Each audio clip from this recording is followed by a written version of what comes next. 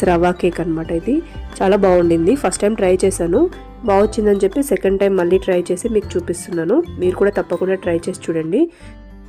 Cake ఇలా బాగా చల్లగా అయిపోయిన తర్వాత దీన్ని ఇప్పుడు డిమోల్డ్ చేసి చూపిస్తున్నాను చూడండి. నేను బాగా చల్లగా వరకు అయితే వెయిట్ చేయను, నాకు చూడాలనిపిస్తూ ఉంటుంది కేక్ ఎలాగొచ్చింది అనేది. చూడండి చాలా బాగా వచ్చింది. ట్యూటీ ఫ్రూటీస్ అన్ని కిందకి వెళ్ళిపోయాయి, టాప్లో వేసిందంతా మొత్తం మన బాటంలోకి వెళ్ళిపోయింది.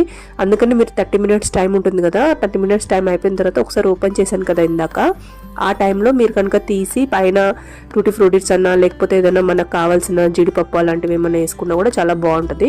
ఇది బెంగళూరు బేకరీ అంటే అయ్యంగార్ బేకరీస్లో దొరుకుతుంది ఇలాంటి రవ్వ కేక్.